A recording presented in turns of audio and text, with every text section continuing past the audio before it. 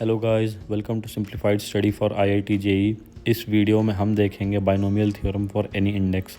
Video के end में अगर आपको इस टॉपिक से रिलेटेड कोई डाउट हो तो आप उसे हमारे टेलीग्राम ग्रुप में पूछ सकते हैं, जिसका लिंक वीडियो डिस्क्रिप्शन में दिया गया है।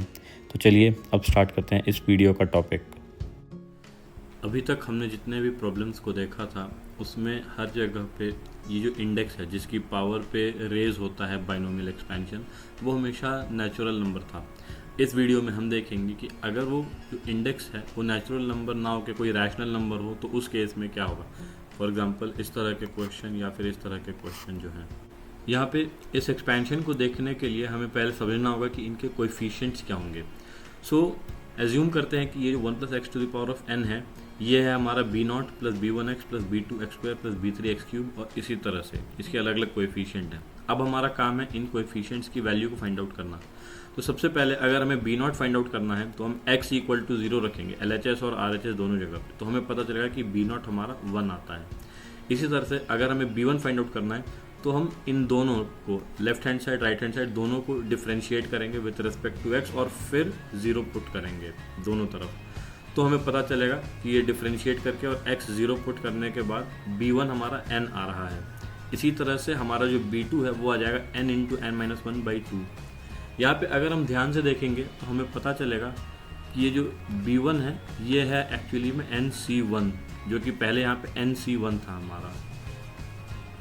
इसी तरह से b2 जो है वो है हमारा equal to n × n-1/2 factorial, जो कि हमारा है nc2। अगर ये n नेचुरल नंबर होता तो, अब क्योंकि ये नेचुरल नंबर नहीं है तो यहाँ पे बस ये एक एक्सपेंडेड फॉर्म में लिखा जा रहा है। तो इसको याद रखने का बहुत सिंपल तरीका है कि अगर तो ये चीज़ें नेचुरल नंबर होती, n जो है ये जो इंडेक्स है ये नेचुरल नंबर होता, तो उस केस में ये हो जाता सेम जो हमारा था nc0 + nc1 × x + nc2 × x² और इसी तरह से कंटिन्यू होते रहता सारे n+1 टर्म्स की। और अब जबकि यहाँ पे ये n नेचुरल नंबर नहीं है तो बस हम इसको इसके एक एक्सपेंडेड फॉर्म में लिखेंगे और कुछ नहीं करना है।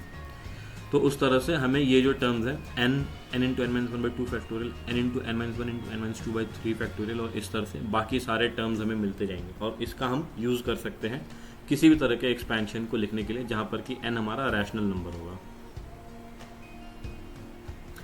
इससे हमारे कुछ इंपॉर्टेंट रिजल्ट निकल के आ जाते हैं।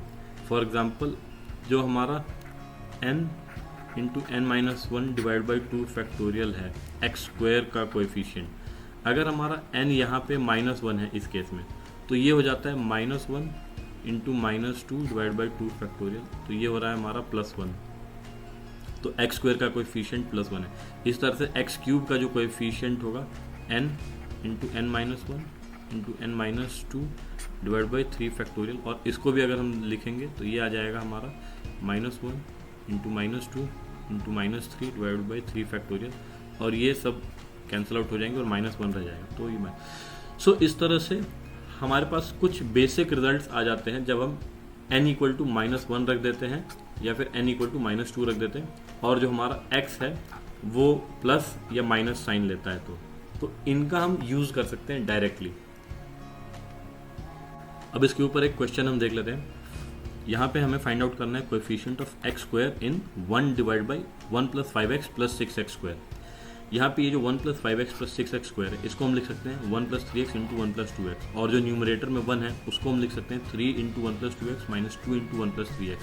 बेसिकली ये जो 2x और 3x है इनका LCM हमारा 6 है। सो हमने उस चीज़ का फ़ायदा उठाया है और ऐसे टर्म्स में इसको ब्रेक कर दिया जहाँ पर कि x कैंसिल आउट हो जाएगा और सिर्फ ये 1 रह जाएगा। तो इसको हमने लिख दिया है 3 / 1 + 3x - 2 / 1 + 2x।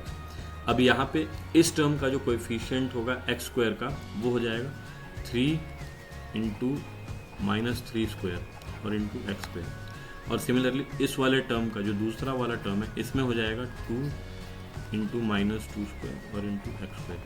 तो जो कोएफिशिएंट इन दोनों से मिल के बनेगा वो होगा 3 × 3² - 2 × 2², यानी कि हो जाएगा 27 - 8 = 19। अब एक क्वेश्चन हम देख लेते हैं। सपोज हमारे पास इस तरह का एक्सपेंशन है 1 + 3x to the power of -4 × 1 + 2x to the power of -5 × 1 + 2x to the power of 3/2। और इसमें एक्स स्क्वायर और हायर पावर्स को नेग्लेक्ट करना है, तो x इक्वल टू 1/19 के लिए इस एक्सपेंशन की वैल्यू क्या होगी।